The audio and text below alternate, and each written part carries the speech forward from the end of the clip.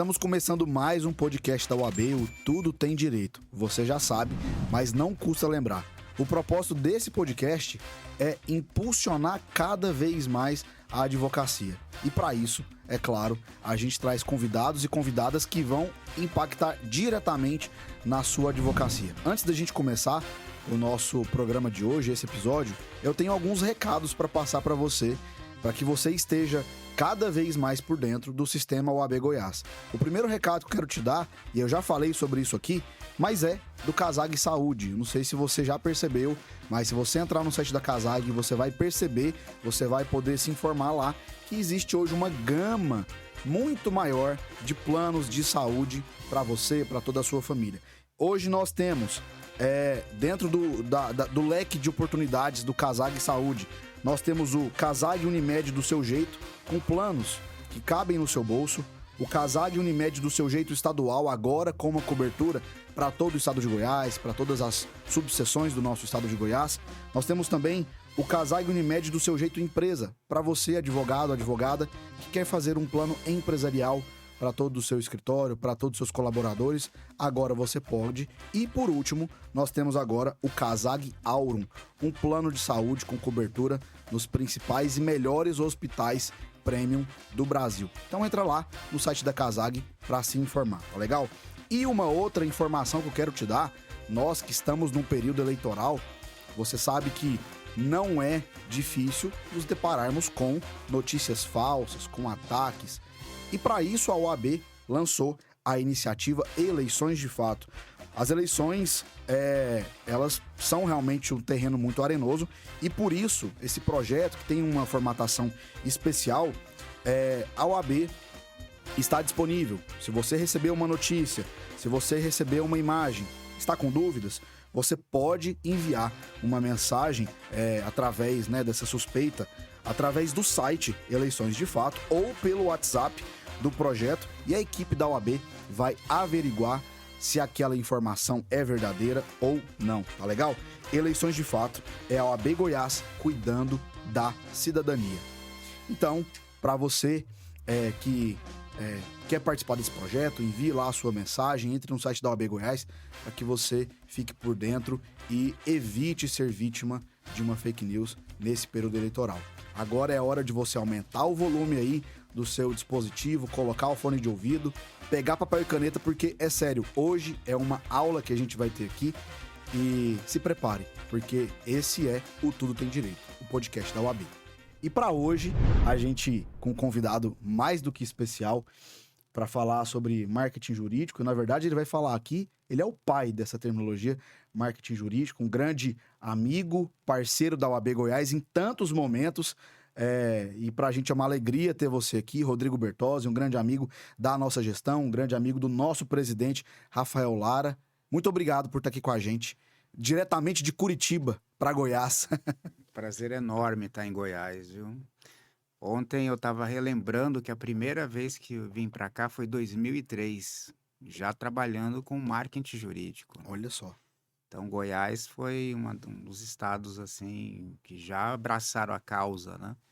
Muito interessante tudo isso, né? Estamos aqui para falar sobre tudo, né, Rafael? Para falar sobre tudo, pauta livre, né? Pauta livre do marketing, de gestão de escritório, tecnologia, o que você quiser.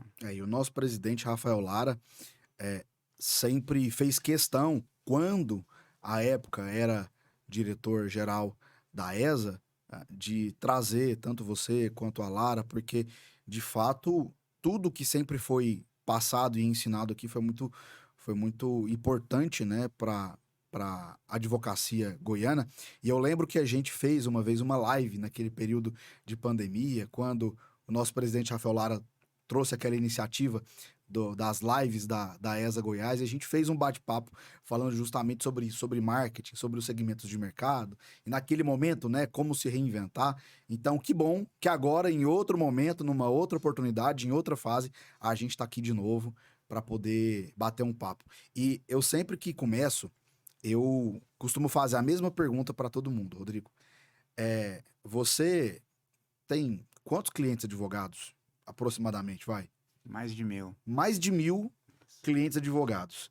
eu não vou nem te perguntar com quantos advogados você lida diariamente, né?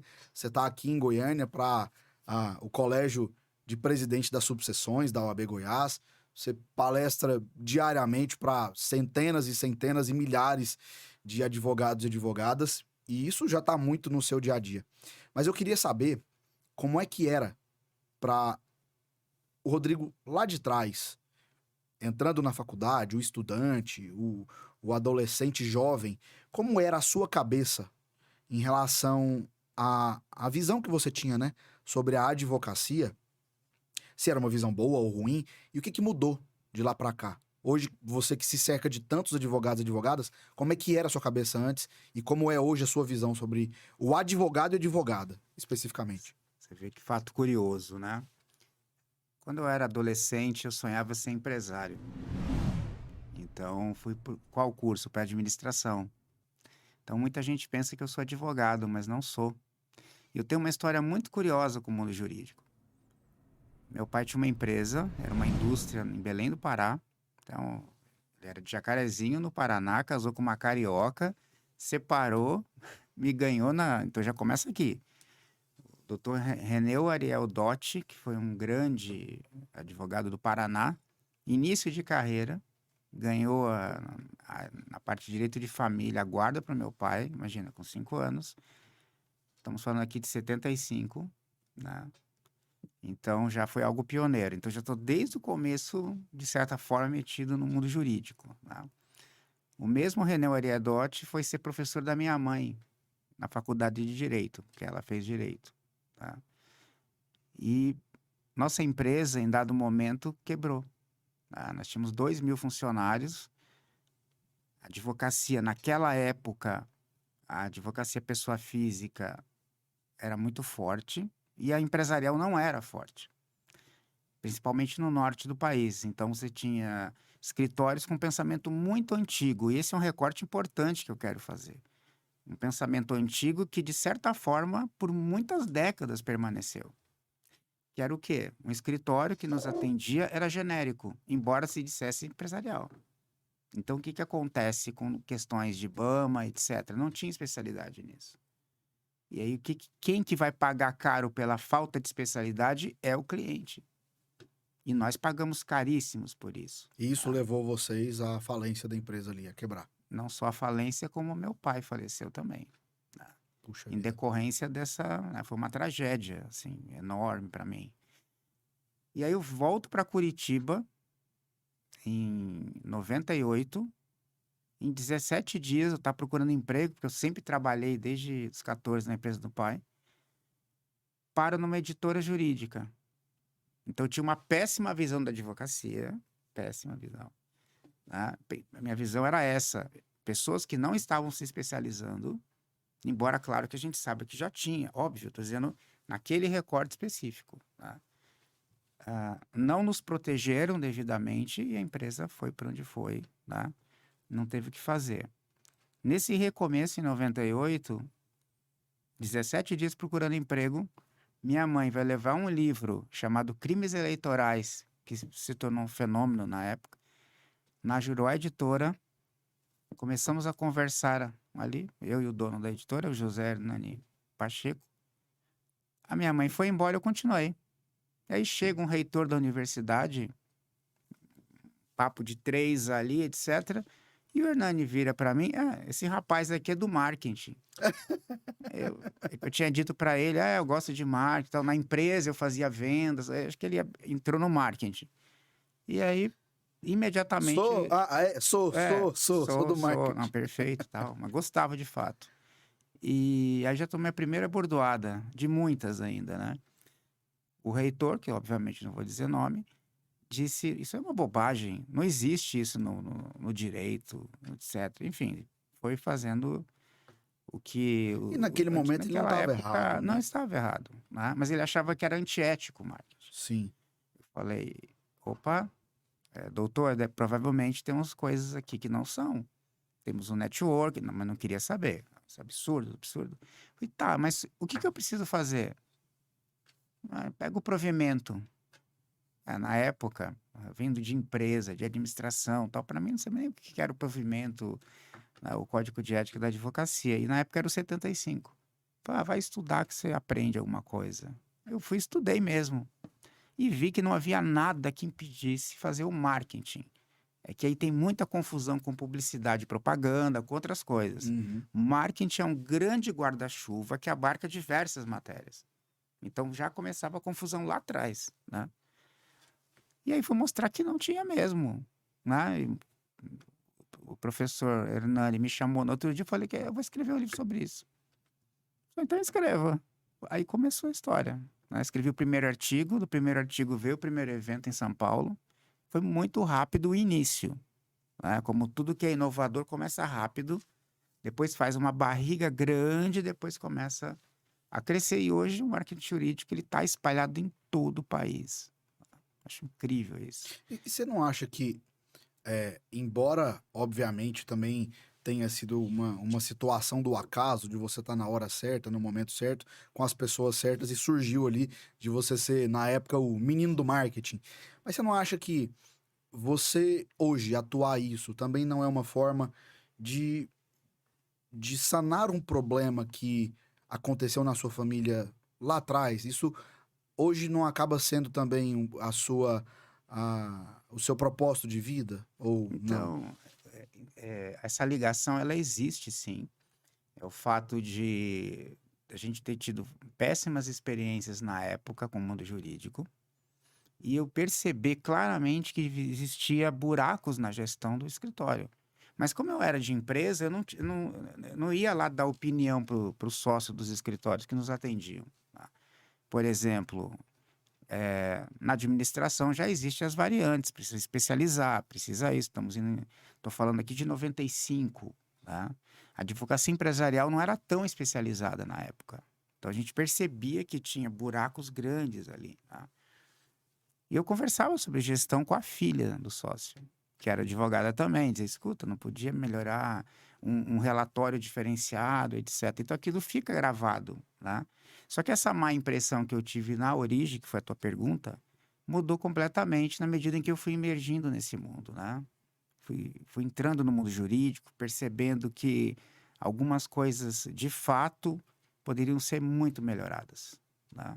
E que não era má vontade, era má gestão. Muitos clientes pagaram preço por muitas décadas, enfim, mas justamente por falta de organização dos advogados, numa hiperespecialização.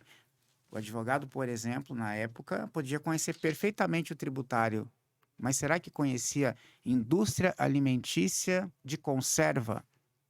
Não, hoje já tem, mas na época não tinha. Então, esse somatório de família, depois minha mãe, ela se formou aos 45 anos no direito. E dos 45 aos 63, ela escreveu 24 livros. Puxa vida. Né? E nunca quis montar o escritório de advocacia dela. Ela trabalhava no Tribunal Regional Eleitoral. Então, de certa forma, eu estava ligado ao mundo jurídico. Então, pegando aquela questão do Dr. René Ariel Dotti, ele foi advogado do meu pai, foi professor da minha mãe, e lá na frente eu atendi o escritório dele. Né? Então, você vê, faz praticamente um círculo perfeito ali. Então, o mundo jurídico é fantástico, não há a menor dúvida sobre isso. Tá?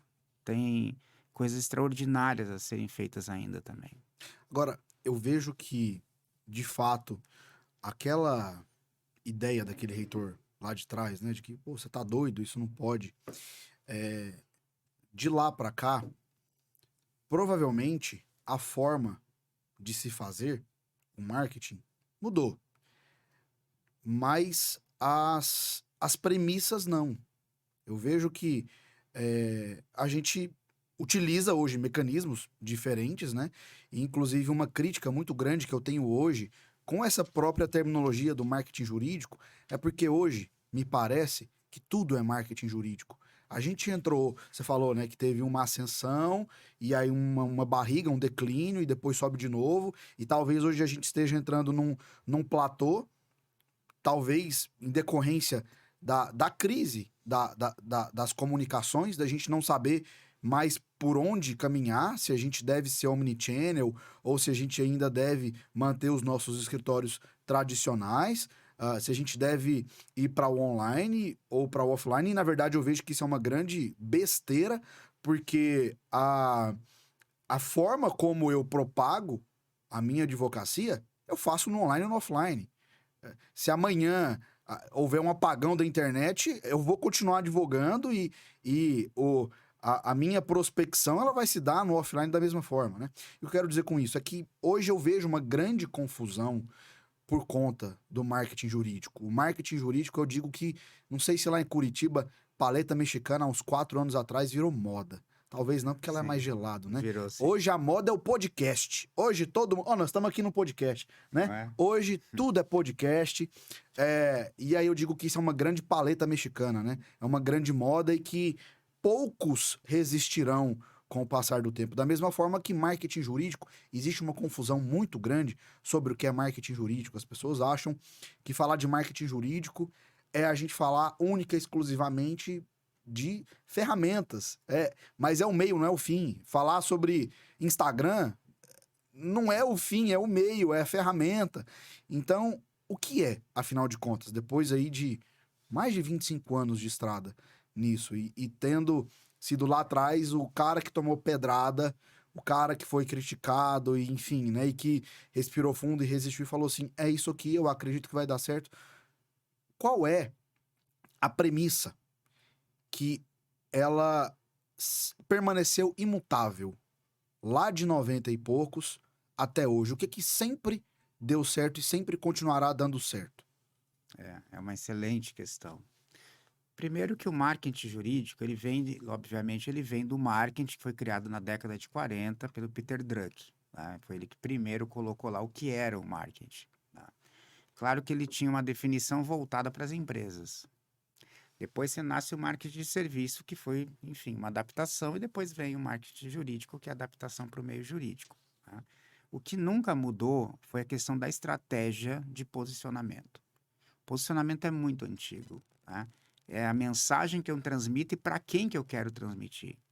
E essa foi uma das primeiras coisas que eu percebi no primeiro atendimento que eu fiz. Lá ainda em 98, 3 escritórios me contrataram.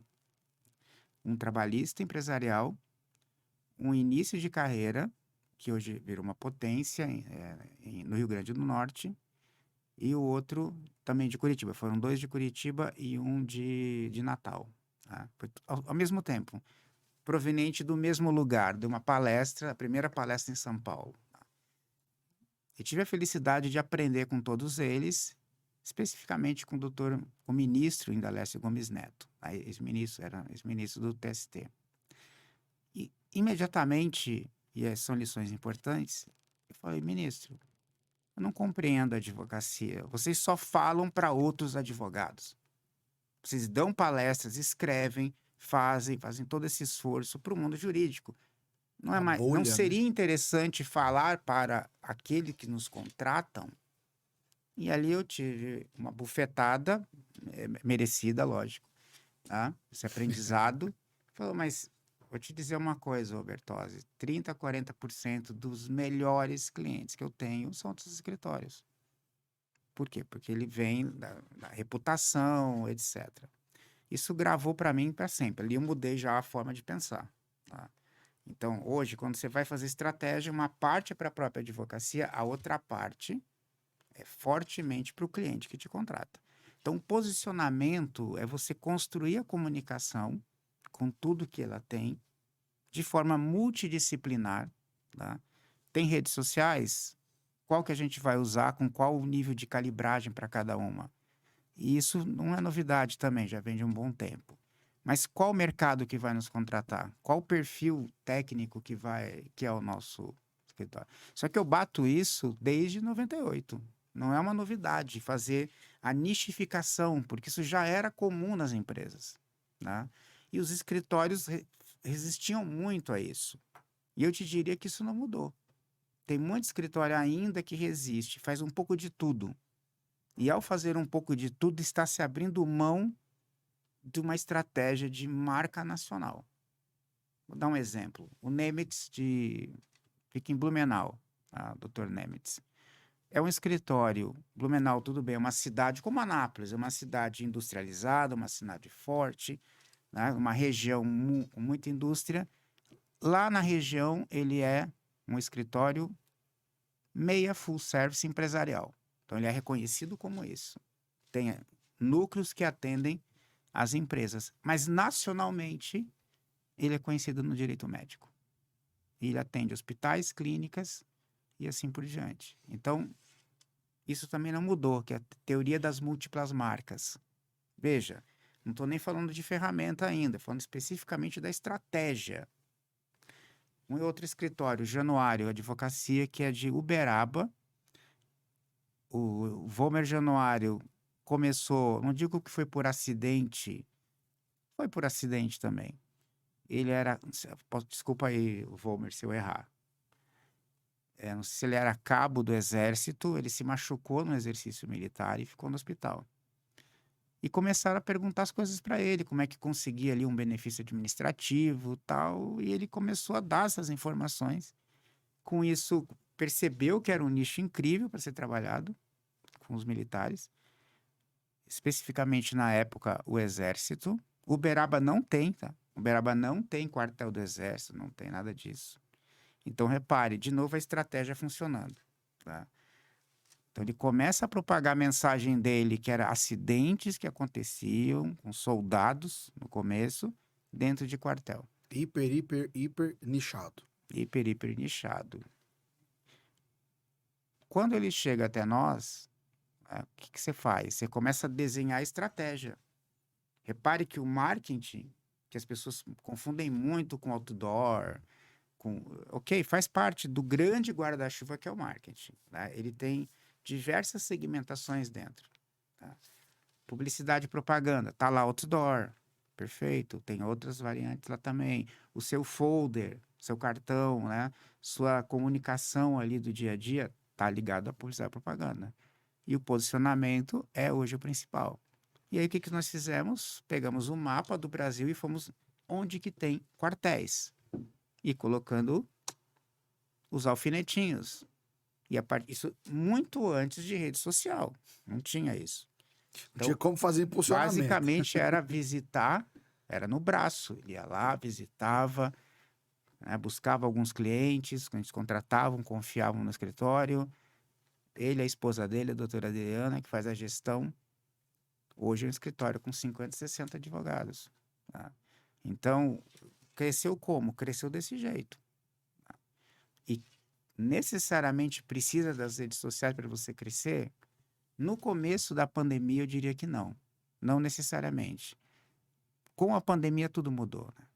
Então, as ferramentas das redes sociais, elas estão ligadas exatamente ao negócio, à questão do consumo de conteúdo. Isso também não é novidade. Em 1980, o Alvin Toffler, ele falou de um conceito chamado producer, que seria produzir e consumir, mas, de novo, era ligado às empresas. A gente já pega esse conceito e adapta tanto para o mundo convencional, ou seja, no seu caso, aqui o Dr. Rafael produzindo conteúdo e, ao mesmo tempo, sendo consumidor de conteúdo.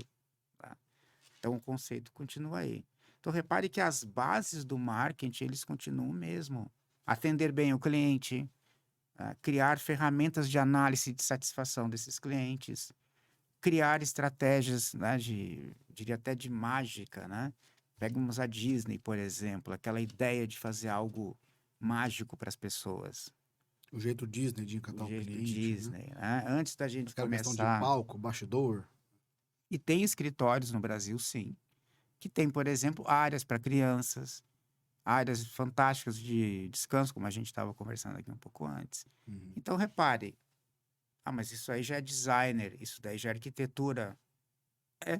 E isso é o marketing, né? Vai desde a proposta, a forma de atender cliente, como é que você cresce.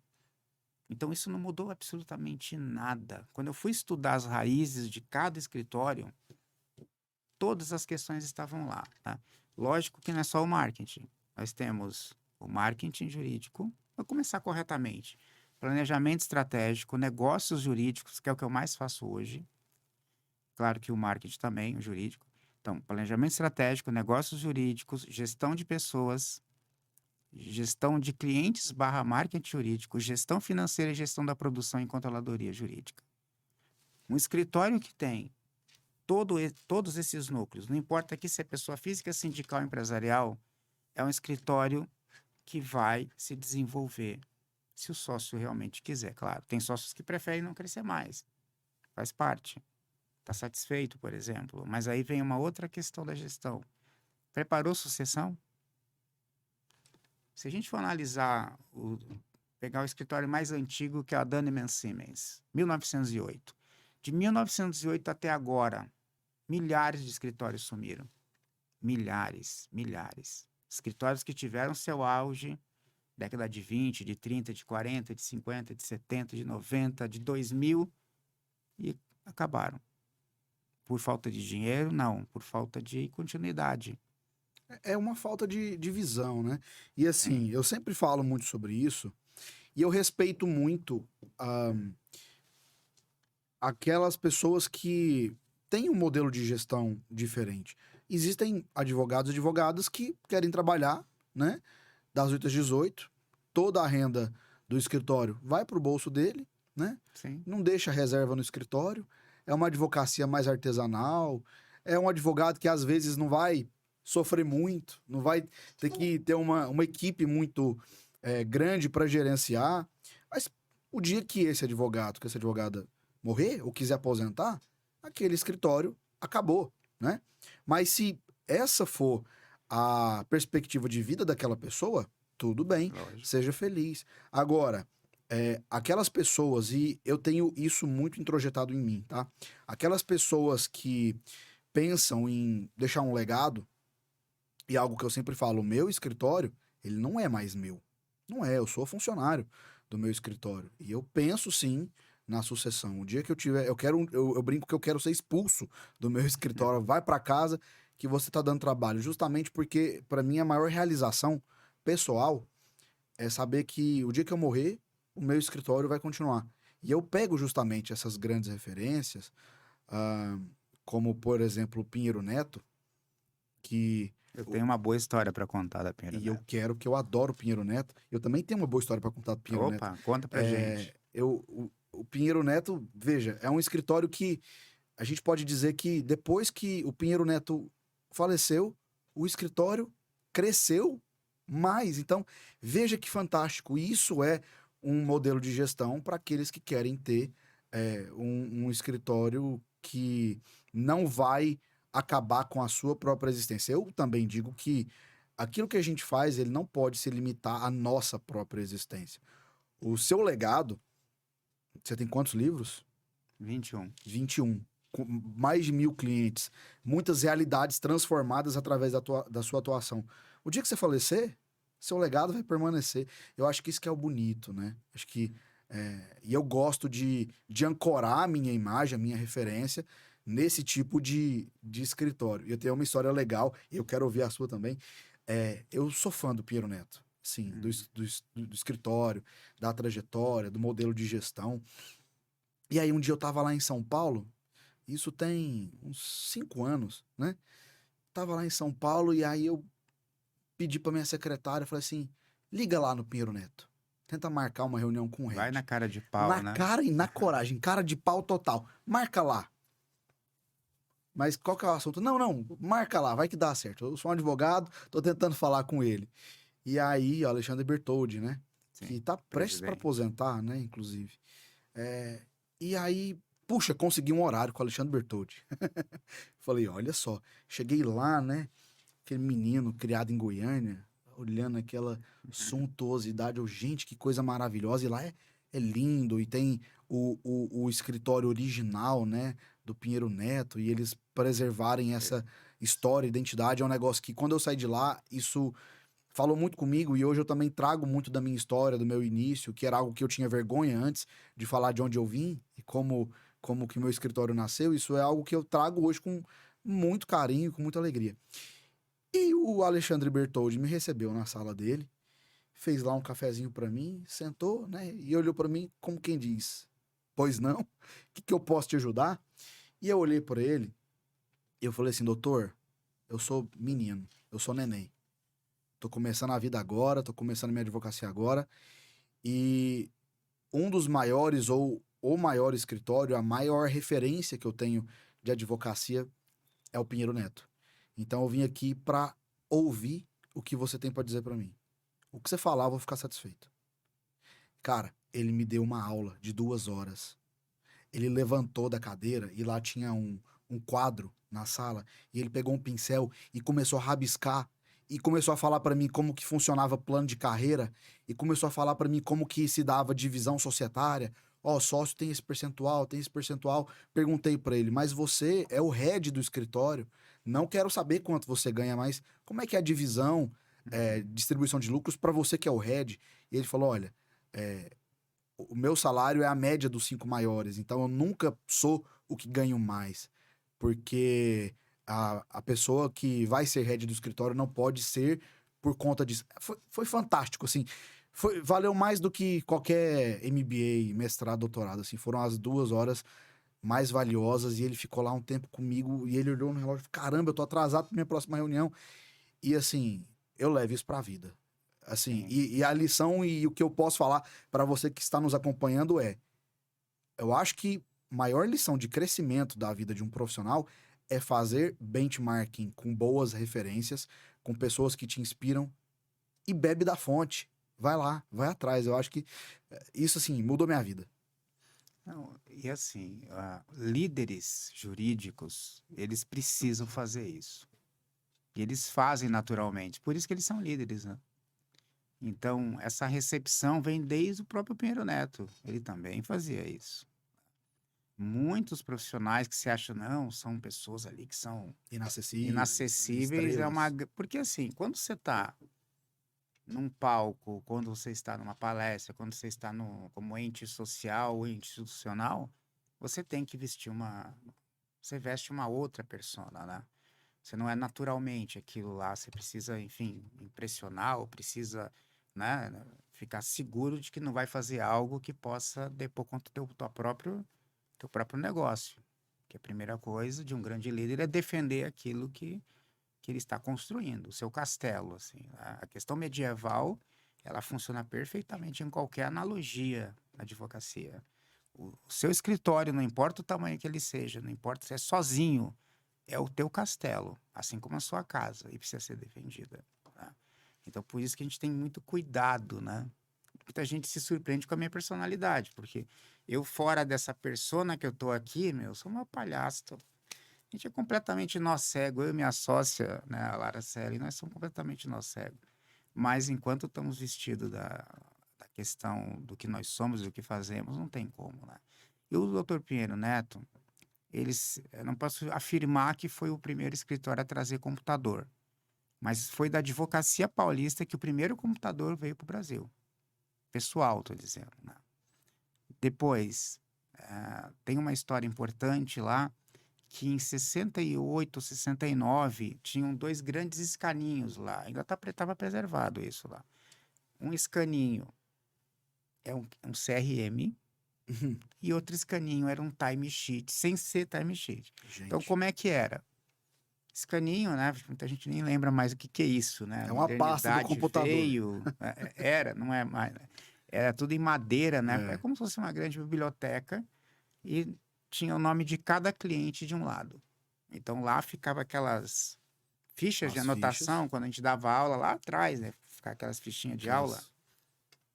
E lá, cada cliente, o advogado que tivesse atendido, tivesse feito alguma coisa, escrevia e colocava na Caramba. pastinha do cliente. Pastinha não, né? No nichinho lá do cliente. E na outra parede tinha o que você fez no dia. Você anotava, visitei a Volkswagen, fiz isso, fiz aquilo. O que ele estava criando? Timesheet e CRM. Já eram modelos que estavam iniciando nas empresas, mas não estava tão, nem tinha chego corretamente no Brasil. Era só as gigantes fazendo. Mas ele já tinha feito isso. Então era um grande empreendedor. Né? E aí corta, estamos em 2022 e tem escritórios que não têm o timesheet, ou então que não têm um controle de clientes.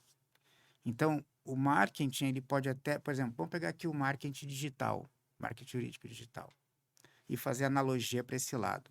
Vamos pegar aqui o Reels, por exemplo, do Instagram. Dá certo? Dá muito certo. E aí, quando vem clientes, vai fazer o que com eles? Como é que você atende? Qual é a mensagem que eu estou dando a partir do momento que eu não consigo dar conta deles? Aí começa a gestão. Eu acho interessante que muitas pessoas dizem com orgulho, não, eu não faço gestão, eu faço do meu jeito, tal. O seu jeito já é uma gestão, né? Aquilo É que uma você comenta, metodologia. é uma metodologia. Aquilo que você comentou antes, não tem escritórios que preferem não fazer nada, ficar ali como tá, já é uma decisão não fazer nada, Sim. né? E eu acho interessante que, fazendo o benchmarking dos maiores escritórios do Brasil e até do mundo, a boa parte deles sequer tem rede social, ou Sim, quando muito tem LinkedIn. Os sites são sites extremamente, eh, podemos dizer até ultrapassados, sabe, limitadíssimos, porque não é o foco deles, né? E é. o que esses escritórios fazem sempre deu certo naquela metodologia. Isso é importante separar aqui o que acontece, né? Ah, vamos pegar aqui os grandes escritórios. O que eles fazem nas redes sociais? Captação de talentos e ponto final. É isso que eles fazem. Estou falando grandes escritórios empresariais, porque tem grandes escritórios pessoa física e sindical. Eu já trabalhei, não vou dizer o nome aqui, mas já trabalhei para um escritório que tem 1.500 advogados pessoa física, o sócio é humilde, começou na Paraíba, segundo o pior IDH do Brasil, e criou um escritório extraordinário. Mas não aparece, não tem interesse, etc. E como é que busca os clientes? Por indicação, sistemas planejados, construídos e desenvolvidos para fazer indicação de cliente. Tá? Já os empresariais, eles têm, assim, principalmente os grandes, e pegando aqui os americanos também, os europeus, qual que é a diretriz? É você estar na rede social para buscar talento, tá? Porque você sabe que o empresário, ele está lá para consumir conteúdo divertido, ele não está lá para pensar em contratar um advogado. Ah, mas o Bertozzi, teve um colega que conseguiu. Mas qual o tamanho da empresa? E muitas vezes ele já ouviu falar de você também. Ele pode até ter entrado em contato contigo pelo Instagram ou por outra ferramenta. Mas provavelmente é por outros fatores que foram se somando e ele, para te encontrar, usou a rede social. Perfeito, para isso que eles estão ali. Né? Na pessoa física, realmente as redes sociais têm tido um impacto muito forte. Tá? Então, lógico que a gente no começo teve muita confusão, a questão de dancinhas, TikTok, mas tem a ver com a idade também, a inconsequência, etc. Tudo bem. Mas já está se ajustando, né? Então, qual que está sendo a estratégia hoje de TikTok? TikTok, pelo algoritmo que ele tem, ele acelera mais rápido um vídeo, ele viraliza mais rápido. Então, por exemplo, eu vou dar o doutor Alexandre, se não me engano, fez aquele vídeo do bombom no sonho de valsa. Assim, da alíquota, né, e tal. Isso, que aí virou waffle, Aham. aí zerou, se não me Sim, engano, IPI, sim. etc. Tá? Então, repare, aquele vídeo foi viral no TikTok. Foi viral lá. Antes era inexpressivo. Né? Já estava fazendo alguns vídeos e tal. Mas quando vai para o TikTok, ele dispara um vídeo. Assim, ele percebe que as pessoas gostaram, tá? Ele vai disparando mais rápido que o Instagram. E aí acontece um fenômeno muito interessante, que é a migração do TikTok para o Instagram. Sim. E por quê? Porque 95% dos usuários que estão no TikTok estão no Instagram. Então ele acompanha a pessoa lá no TikTok e vai para o Instagram. Então o algoritmo do Instagram ele vai mais lento para ir testando se aquela pessoa vai fazer conteúdo com frequência. O TikTok não. Mas como eu te disse, para se tornar ridículo é muito fácil. Tá? É uma linha muito É tênue, muito. sabe? Você pode virar piada em todo o país, como aconteceu muitas vezes, né? As pessoas viraram piada. O que eu já recebi no meu WhatsApp, assim, enviado por presidentes de OAB, enviado por conselheiros, assim. Ó, Bertozzi, que coisa absurda, cara, né? Então, o marketing jurídico não pode tudo. sabe? Não é assim, liberado para fazer qualquer coisa. E Né? isso também acontece muito porque algumas pessoas, elas acham mais fácil, mais cômodo copiar o que alguém fez do Sim, que pensar estrategicamente. E eu quero falar disso, né? A gente, antes de falar de marketing, a gente precisa falar sobre planejamento estratégico, delimitar adequadamente qual ou quais serão os segmentos de atuação daquele modelo de negócio que é único, que é específico. E não adianta nem abraçar e nem criminalizar TikTok e Instagram. Porque eu conheço diversos escritórios de advocacia onde hoje a prospecção, diga-se de passagem, devida, sem nenhuma irregularidade perante a OAB, vem 90% do TikTok e Kawaii. E aí, internamente, eles desenvolveram departamentos de atendimento e virou tá. uma potência. Mas o TikTok, e falando bem francamente, não daria certo para o meu modelo de negócio. Perfeito. E isso é motivo para criminalizar o TikTok? Óbvio que não. Funciona. E um grande problema é que as pessoas se fecham para as novidades, né? Ah, isso é besteira, isso não vai dar certo.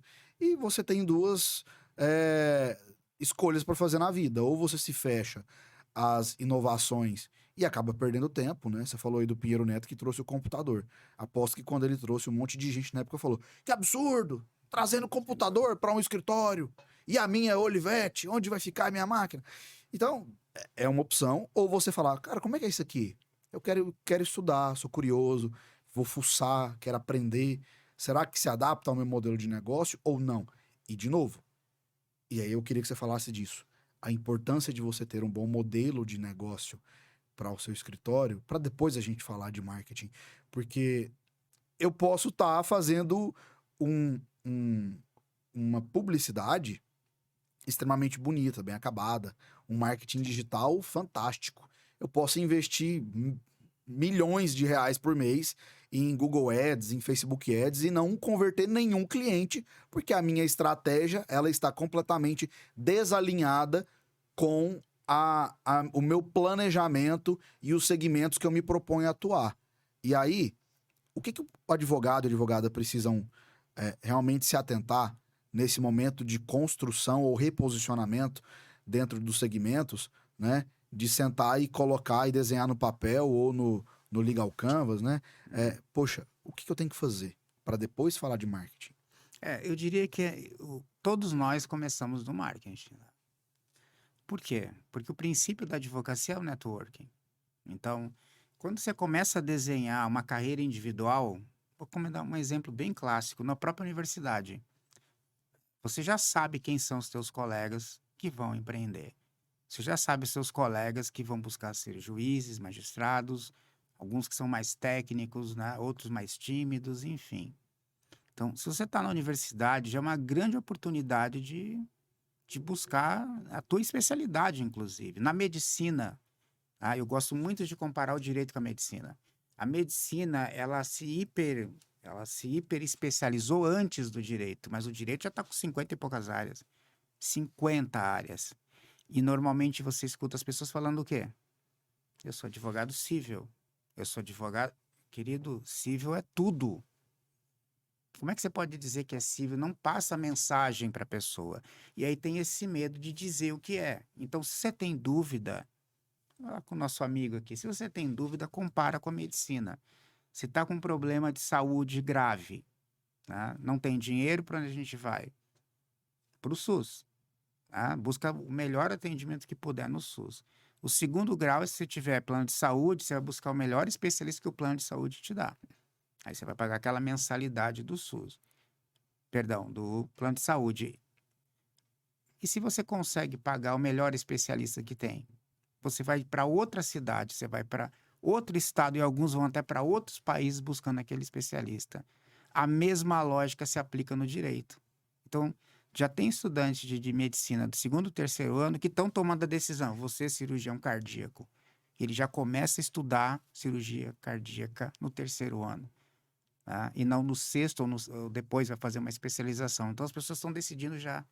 Então, qual área da advocacia te atrai, por exemplo? Tá? Mas estuda 50, não estuda tributário, trabalhista, previdenciário, tradicional, né? Contratual, tal. Tem muita coisa diferente. Então, você fazer aquilo que já está cheio de gente fazendo, a probabilidade de ter sucesso é menor. Então, dá para criar coisas novas. Muitas coisas novas, né? Vou te dar um exemplo bem normal. Área ambiental, lá por 2002, pouquíssimas pessoas trabalhavam com isso. Hoje a gente já está na fase de carbono, né? De ESG, né? Compliance ambiental, tributária ambiental. Então, repare que você tem múltiplas escolhas, mas que a universidade não acompanha isso. Então, você tem que estudar por conta própria. Você não estudou por conta própria? Opa. Né? Então, os exemplos, como o Rafael comentou, os exemplos que nós elegemos para acompanhar e nos mirarmos nele uma boa forma de pensar. O segundo é ser autodidata. Tá? Eu comecei como autodidata também, não tinha nada, né? E aí cabe Foi falar de um tema que não existia. O que doido. tinha era E eu acho que networking. isso é uma grande prova de que dá certo. Dá, Você falar de um negócio que não existia, sim. ninguém falava sobre. Quer ver um exemplo recente que está aberto o mercado, que pouca gente presta atenção e assim, meu Deus, se você quer se desenvolver, se você quer empreender, se você quer construir algo diferente, pense em criptomoeda, criptoativo, NFTs, criptomoedas e tal. A maioria é conservadora nesse caso. Não, porque isso aí, imagina, não vou fazer tal. Acho que é uma modinha que vai acabar rápido, né? Meu amigo, você tem 10 milhões de brasileiros que investem. Ano passado movimentou 103 bilhões. Então você está olhando para o mercado e não quer saber. Mas já tem gente operando esse mercado. Já vi palestras, por exemplo, sobre proteção patrimonial de bens digitais. Que diabo de bens digitais são esses, então? São as criptos, são os NFTs e outras coisas. Daí o metaverso. Se você é jovem, você tem uma memória, uma mente elástica. Na medida que a gente vai ficando mais velho, estou com 50, vai ficando mais velho, você perde essa elasticidade. A vantagem é que eu leio muito e consigo acompanhar, mas a tendência é você não acompanhar. Quanto mais você fica grudado nas mesmas músicas, né? Não é meu caso, né? Mas é assim que você vai envelhecendo. Já o jovem, ela tem a mente elástica, se tem pouco a perder, muitos nem têm filhos ainda, está constituindo família agora, tal. Meu Deus, que melhor momento para fazer isso, né? Então, não tem que se importar com o que os outros falam. Não tem que se importar.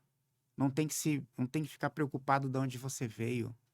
As melhores histórias são aquelas pessoas que construíram do zero, né? Mas eu conheço histórias maravilhosas também de filhos de profissionais já de sucesso que decidiram, não, eu vou trilhar meu caminho, Bertozzi, e vou fazer. E o cara vai lá e faz. Quando eu digo cara aqui enfim, advogado e advogado que vale para os dois, tá? Então tem histórias maravilhosas no direito a serem exploradas ainda. Mas saia da zona de conforto, né? Eu acho que a pior é isso, a pessoa ficar reclamando e não fazer nada para resolver. Você era assim? Não. E o que te moveu a sair de onde estava, a mudar a vida, a mudar a perspectiva? O que foi?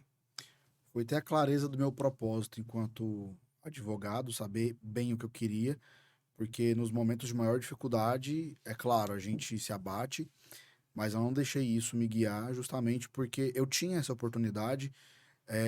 Eu sei que eu tinha certos privilégios, porque eu era solteiro, eu era menino, não tinha filho, eu tinha um certo conforto, meus pais me davam o que eu precisava, me davam um teto para eu morar, e isso me possibilitou. E a gente percebe que pessoas que não têm essa condição também têm, através de serem autodidatas, através do esforço, conseguir fazer o seu, ser protagonistas da própria história, né? E você sabe que a gente está numa época que... Não sei se você tem filho. Ainda não. Não. Mais uma oportunidade, foca aqui. Não. Aqui, Thiago, coloca aqui. Giovana, mais uma pessoa que me pergunta se eu tenho filho. Ó. Em breve vai acontecer, se Deus quiser. Essa geração que está... Não a Z, né? Não os milênios, mas essa geração que chama Alpha, que é a partir de 2010, 2011, né? que é bem na transição da geração Z. Essa garotada vem com outra pegada. É muito interessante de perceber. Quem é pai e mãe sabe disso, né? Essa geração é diferente. Ela tem uma pegada completamente diferente da anterior, né? E tem livros que explicam isso, né? Que a geração muda a cada 20 anos. Ué, mas milênio prazer não é de 5, 6 anos? Tá, mas eu tô pegando um historiador que desde a origem da E elas são humanidade, fluidas, não né? existe um período exato, né? Não. Ela é fluida. Ah, não, eu tenho 21 anos, então eu sou geração Z. Não, tem pessoas incríveis Sim. com todas as idades, né? Falei para você agora há pouco de uma pessoa assim, inclusive, né? Existem, Claro. né? E isso é E fazendo extraordinário. parênteses, a importância para qualquer pessoa, qualquer profissional, estude processos geracionais para você entender com quem você está lidando.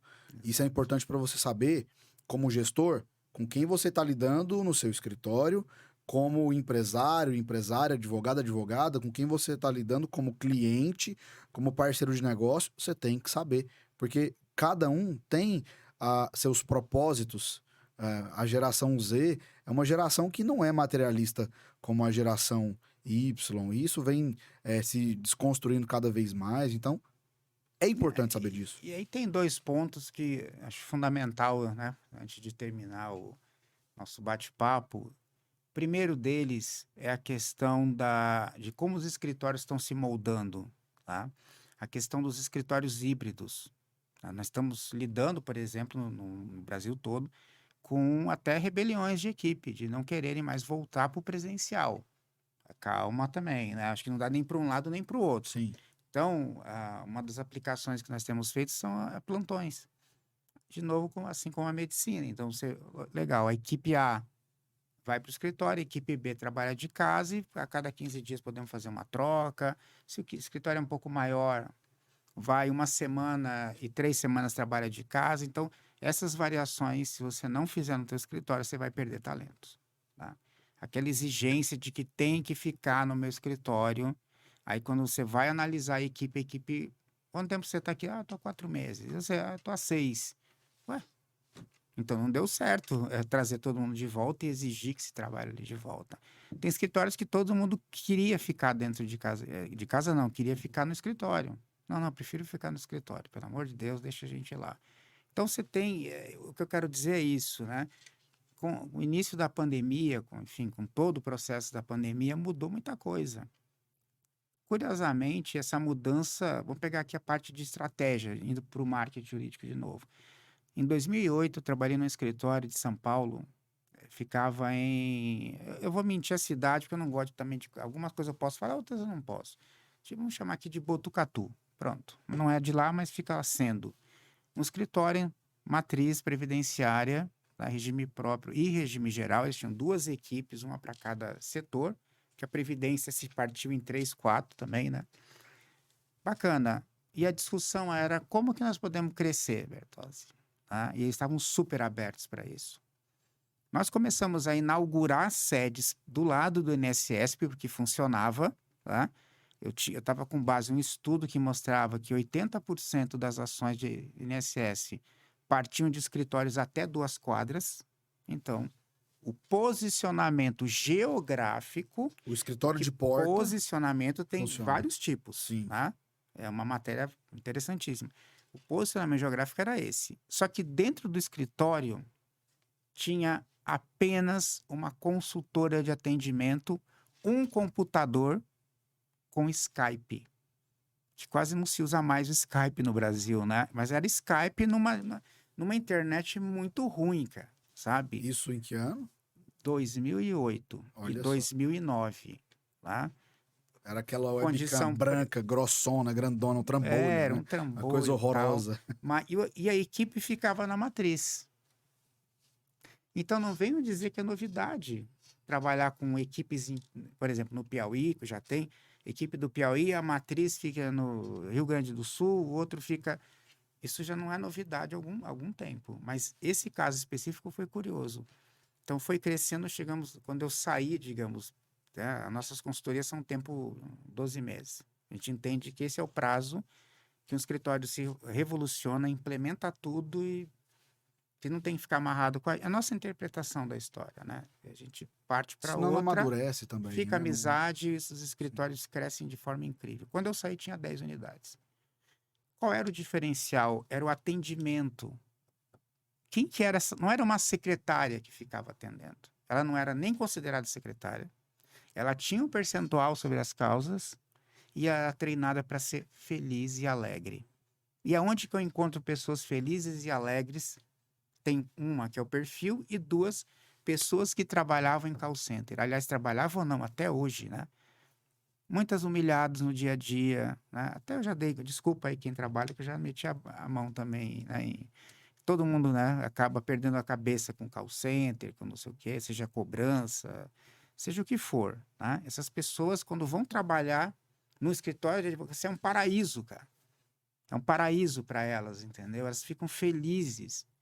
Então, elas não podem ser tratadas como secretária. Então, elas eram consultoras de Um atendimento, trabalho de customer success. mas maravilhoso, tá? E esse é um modelo que agora, com a pandemia, internet muito melhor, né?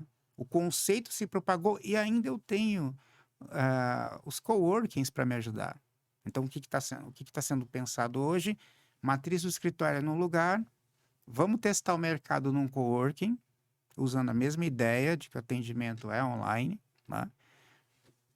Deu certo aquele mercado, contratamos o primeiro advogado, o segundo, o terceiro, o quarto, enfim, tá? Então, buscando o custo menor. Então, muitos escritórios grandes estão na perspectiva do chamado desinvestimento. Se eu não preciso ter toda essa tonelagem de escritório e tal, já que parte da equipe aceita ficar em casa e muitos querem ficar, por que eu vou ter um escritório enorme com sala vazia? Então, muita gente está fazendo essa opção de trocar prédios, trocar escritórios muito grandes por menores, porque dependendo do tipo de cliente, ele nem vai no escritório, né? Pegar aqui escritórios tipicamente empresariais. Quantas vezes um cliente vai no escritório? Poucas. Pouquíssimas vezes. E para finalizar, tem uma analogia, não é nenhuma analogia, é uma história real, tá?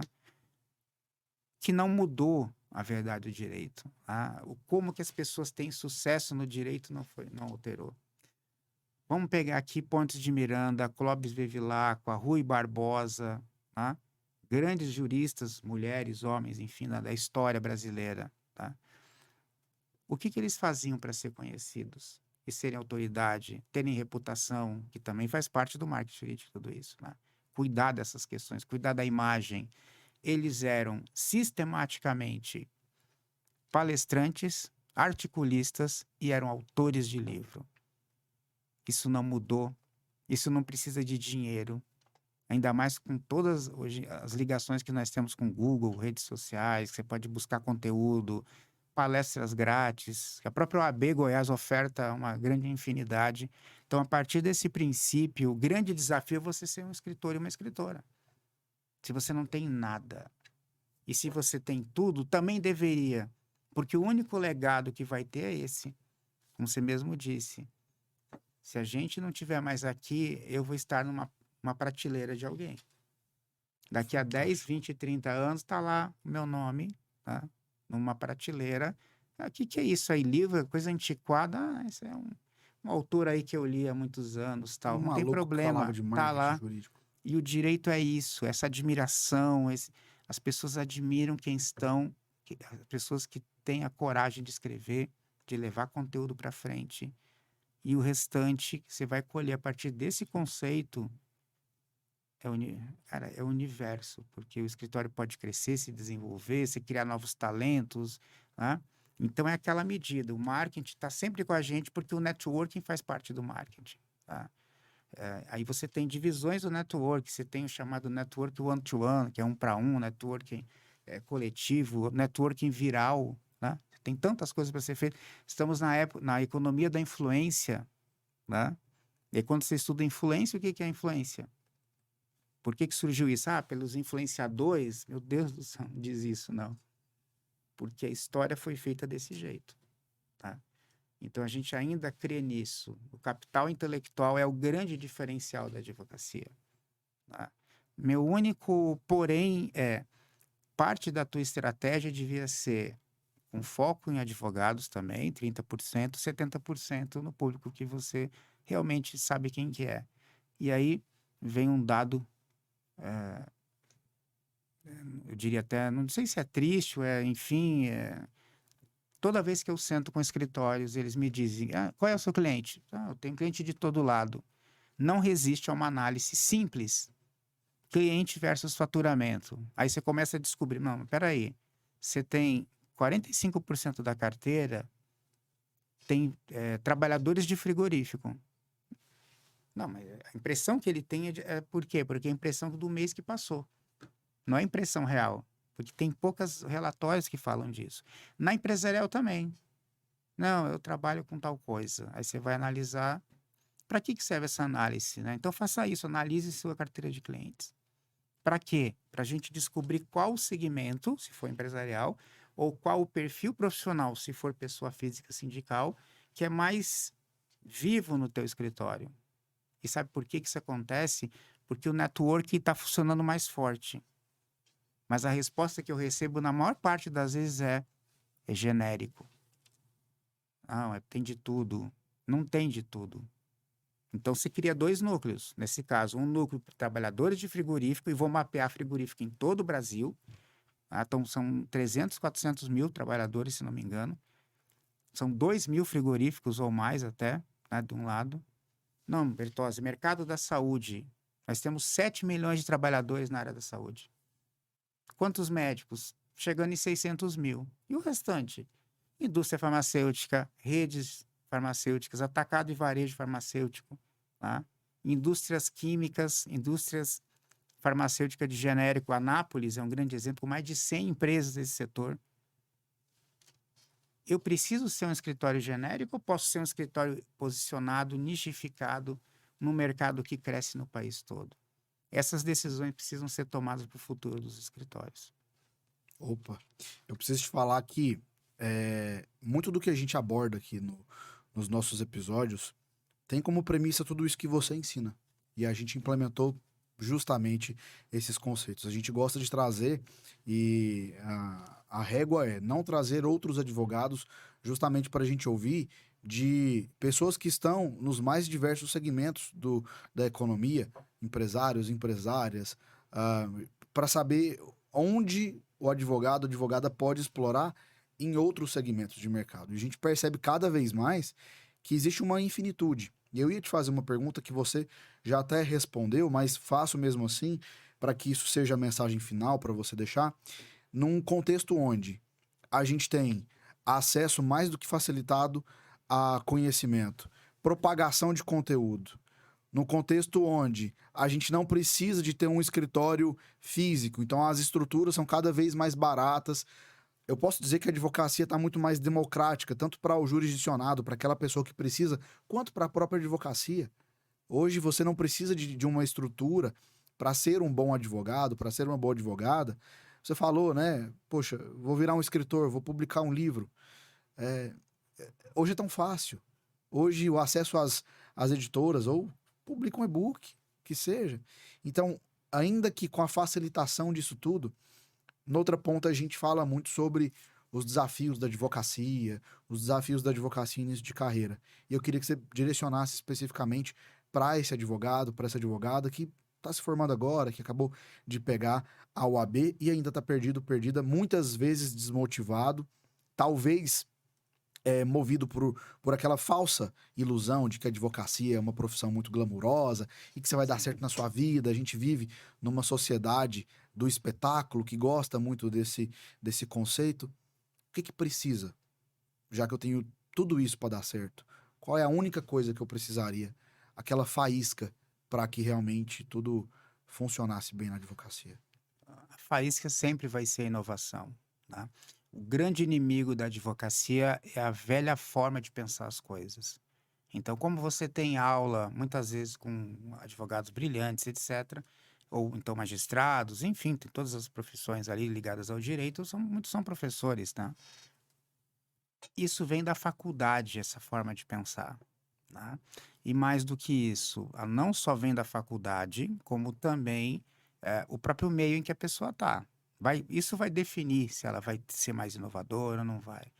Então, veja, eu quando tinha meus 17 anos, entrei na Federal do Paraná, 17 para 18, no primeiro ano, juro para você, terceiro, quarto mês de faculdade, eu olhei para os meus colegas, é isso, cara? É isso que eu vou viver 4 anos aqui? Sabe o que eu fiz? Como eu já tinha como modelo a empresa do meu pai, né? Eu já tinha começado como office boy, já tinha, né? E eu era tratado da pior forma possível para aprender. Hoje em dia, se fizer isso, Ai, ai, as ai. pessoas caem chorando, vai, enfim. Mas era assim que eu aprendi, levando paulada, carregando caminhão também, tá? Ninguém tinha pena de mim, porque não é isso, é filho do patrão, era o contrário, é filho do patrão. E o patrão mandou dar pancada nele, né? A gente aprende assim. Então já tinha lá a estrutura. Já vou fazer a ligação com o direito, porque é isso que eu faço hoje em dia. Departamento de marketing, na verdade, era vendas, né? Uma empresa mais. Era antiquado, ainda a gente não tinha um marketing agressivo, era venda, produção, finanças e RH. O que que eu fiz no terceiro ano? Terceiro ano não, terceiro mês, desenhei uma empresinha. Fui de sala em sala. Vamos fazer uma empresa na faculdade, para disso, daquilo. Fui com um papelzinho, convenci um colega meu, André Feliciano dos Reis. Estou falando de 87, tá? E aí nós fomos de sala em sala, vendendo essa ideia de empresa. E começou a vir os primeiros, cara, os primeiros colegas. E o que que era isso? Empresa júnior. Sem a gente saber, em São Paulo, pela Câmara Franco-Brasileira e Getúlio Vargas e USP, eles impuseram a empresa júnior. Na nossa, foi o contrário. Os alunos começaram. Então, foi simultaneamente, nasceu lá e conosco. E fui presidente por 2 anos e meio, que era o limite lá da nossa carta ali de gestão lá. Veja, 87. Então, não é desculpa, não é dinheiro, não é idade, tá? E o que que nós fazíamos que eu posso dar de conselho que você também já deu, tá? Nós éramos autodidatas, porque os nossos professores não tinham condição de acompanhar a gente. Nós estávamos estudando Kaizen, Just in Time. Isso não tinha nas aulas, tá? Então, e aí como é que nós estudávamos? Com BBS. Nós tínhamos o André, fazia administração e engenharia da computação. Eu fazia administração e engenharia de alimentos. Então, nós fazíamos o quê? Cara, ele falava inglês fluente, a gente começou a traduzir as revistas do exterior, tá? Que você conseguia baixar pela BBS, que não é internet. Era internet, mas não era, como é que eu posso dizer? Era a fase de dinossauro, né? E você começa com quem, então? De novo, é o conhecimento, é o desejo de inovar, né? E é o desejo de você fazer algo diferente. A grande questão é essa: saia da zona de conforto, busque ser diferente, não dê ouvidos para as pessoas que não querem que você cresça. Dê ouvidos para referências, por exemplo, como você fez com o Alexandre Bertoldi, que é um líder servidor, que é o nome que se dá, né? Aquele que lidera, mas ajuda os outros a crescer, mesmo que sejam até futuros concorrentes, né?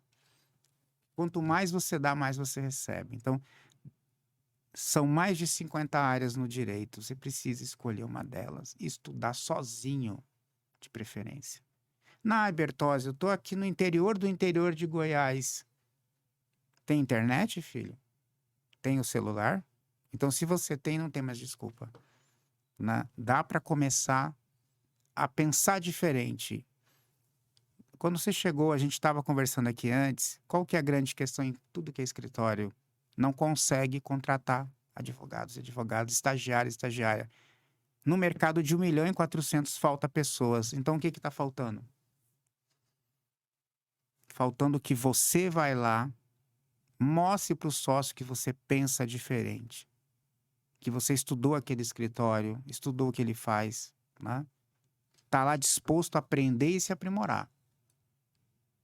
Use a universidade para aprender a falar em público, né? Mas eu tenho medo, eu também tenho, tá? Só para dizer, né? Já dei mais de 2, 3 mil palestras, eu tenho medo do palco.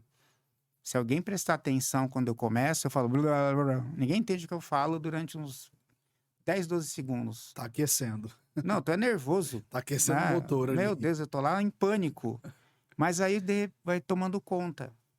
Então não era um comunicador natural, não. Foi ensaiado. Tá? Então, essa ideia da inovação, ela vai se espalhar por todo o resto. Porque se você busca inovar, não é você construir uma ferramenta extraordinária. Não, mas é estar atento ao que está acontecendo. Olhar os grandes escritórios, por exemplo, ou os grandes professores, né? E começa, sabe? O grande é a questão que no direito, não só no direito, mas no direito, as pessoas tentam te puxar para trás. Isso eu nunca entendi corretamente, tá? Então, né, o maior exemplo disso é que a Célia Bertozzi, e vai um beijão para minha sócia, irmã praticamente espiritual, nós não somos indicados por ninguém. Eu não encontrei em toda a literatura mundial casos de empresa que não é indicada. Ô Lara, ou a gente é muito ruim, tá? Ou é o mercado que não indica. E por quê? Porque não querem dar para o outro a oportunidade de competir nacionalmente. Porque o que a gente faz é construir escritórios com raciocínio nacional e não regionalizado. Porque, veja, é uma frase que a gente não sabe a origem dela. Tá? Algumas pessoas se apropriaram da frase, mas ninguém sabe qual é a origem real. Pensar pequeno dá o mesmo trabalho de pensar grande. Então, pense grande. Excelente. Rodrigo, obrigado por essa aula aqui. Eu sou um grande fã, você sabe, sou um grande admirador. Tive a oportunidade já de fazer cursos lá em Curitiba, na Célia Bertozzi, e eu posso dizer para você que está acompanhando que foi um divisor de águas. Leio seus livros, e tá aqui o Thiago para não deixar mentir. Já indiquei ou não indiquei, Thiago, o livro dele para você ler? Então, assim, de fato, se você quer crescer, se você quer se nivelar por cima, aprenda com os grandes, ancore suas expectativas em quem faz bem feito, e aqui a gente tem um exemplo disso. Eu disse, você é referência aqui no podcast da UAB, porque tudo que a gente discute aqui em todos os episódios é exatamente sobre isso que a gente falou. Então a gente poder ter esse papo aqui, para mim foi incrível, enriquecedor. Siga lá Rodrigo Bertozzi nas redes sociais, Célia Bertozzi, a Lara Sellen, que são figurinhas repetidas aqui, né? Nós estamos na época da Copa, então a figurinha está sempre aqui. Não, para. Legend. Não, verdade. A figurinha mais top é a Legend. É a mais cara que tem, né? Mas aparece com muita frequência, tanto o Rodrigo quanto a Lara Sellen, que é sócia dele.